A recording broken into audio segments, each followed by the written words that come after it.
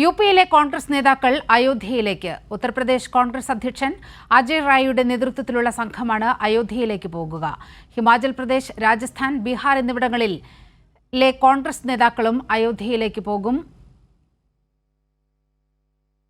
വിവരങ്ങളുമായി അരുൺ ചേരുന്നുണ്ട്. അരുൺ, ഒരു രാഷ്ട്രീയ തീരുമാനം എന്ന രീതിയിലാണ് നേരത്തെ തന്നെ ഉത്തർപ്രദേശ് കോൺഗ്രസ് ഇക്കാര്യം വ്യക്തമാക്കിയത്.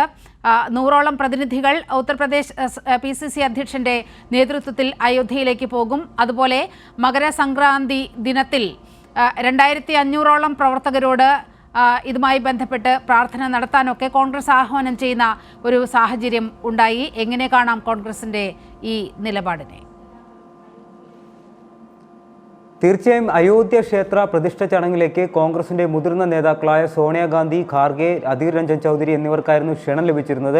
ആഴ്ചകൾ പിന്നിട്ട ശേഷമാണെങ്കിലും വൈകിയാണെങ്കിലും കോൺഗ്രസ് ഇക്കാര്യത്തിൽ ഒരു തീരുമാനമെടുത്തു. അയോധ്യ ക്ഷേത്ര ചടങ്ങിനെ BJPയും RSSും ചേർന്ന് വർഗീയവൽക്കരിക്കുകയാണ്.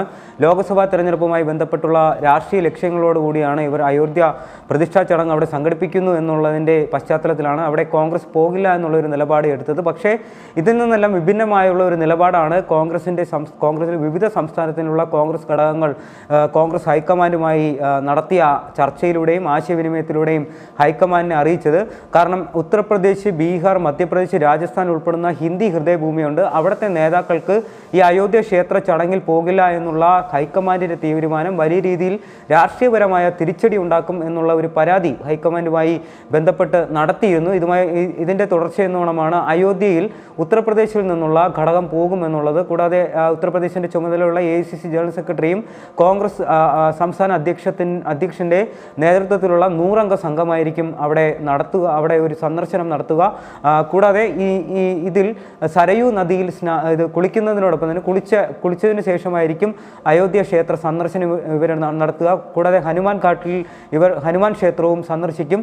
ഉച്ചയ്ക്ക് 12 മണിയോടെയായിരിക്കും അവർ അയോധ്യയിലെത്തുക. അതിനുശേഷം അയോധ്യ ക്ഷേത്ര സന്ദർശനവും നടത്തുക. എന്തായാലും ഇക്കാര്യത്തിൽ ഈ ഒരു നിലപാടിനോട് സമാന നിലപാടുമായി കൂടുതൽ സംസ്ഥാന കമ്മിറ്റികൾ, കോൺഗ്രസിൻ്റെ സംസ്ഥാന നേതൃത്വങ്ങൾ ഇപ്പോൾ മുന്നോട്ട് വന്നിട്ടുണ്ട്. കാരണം നമുക്ക് നേരത്തെയുള്ള സ്ഥിതി പരിശോധിച്ചാൽ അറിയാം, ഹിമാചൽ പ്രദേശ്, രാജസ്ഥാൻ, കർണാടക പോലെയുള്ള സംസ്ഥാനങ്ങളിൽ അയോധ്യ ക്ഷേത്ര ചടങ്ങിൽ പങ്കെടുക്കും. അയോധ്യ ക്ഷേത്ര ചടങ്ങിൽ പോകുന്നത് കൊണ്ട് തെറ്റില്ല എന്ന തരത്തിലുള്ള വാദഗതികളായിരുന്നു, അല്ലെങ്കിൽ അങ്ങനെ ഒരു അഭിപ്രായമായിരുന്നു ഹൈക്കമാൻഡിനെ അറിയിച്ചിരുന്നത്. ഈ രാമജന്മഭൂമിയുമായി ബന്ധപ്പെട്ട് അന്ന് പ്രതിഷ്ഠ നടക്കുന്ന സമയത്ത് ഇക്കാര്യത്തിൽ ആ ഒരു ദിവസം വീടുകളിൽ രാമജ്യോതി തെളിയിക്കണമെന്നുള്ള കർണാടക കോൺഗ്രസിൻ്റെ ആഹ്വാനം വന്നിരുന്നു. ഹിമാചൽ പ്രദേശിലെ മുഖ്യമന്ത്രിയും കൂടാതെ ആ ക്യാബിനറ്റിലെ മന്ത്രിമാരും അയോധ്യയിൽ പോകുന്നതിൽ തെറ്റില്ല എന്നുള്ള ഒരു നിലപാടും എടുത്തിരുന്നു. എന്തായാലും ഇക്കാര്യവുമായി ബന്ധപ്പെട്ട് ഈ കോൺഗ്രസിൻ്റെ കൂടുതൽ ആളുകൾ രംഗത്ത് വന്നിട്ടുണ്ട്. എന്തായാലും പ്രതിപക്ഷ കക്ഷികളിലെ മറ്റു പാർട്ടികളും അയോധ്യ ക്ഷേത്ര ചടങ്ങുമായി ബന്ധപ്പെട്ടുള്ള നിലപാടുകൾ വന്നിട്ടുണ്ട്.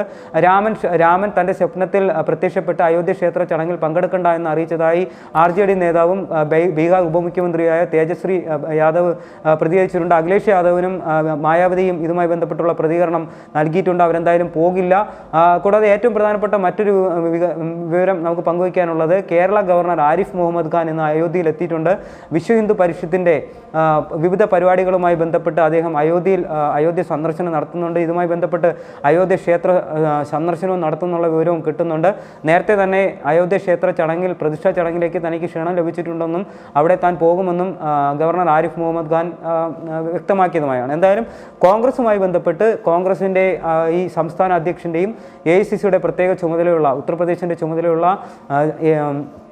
ചുമതലയുള്ള വ്യക്തിയുടെയും നേതൃത്വത്തിലുള്ള 100 അംഗ സംഘമായിരിക്കും ഇന്ന് 12 മണിയോടെ അയോധ്യയിൽ സന്ദർശനം നടത്തുക. നീലിമ.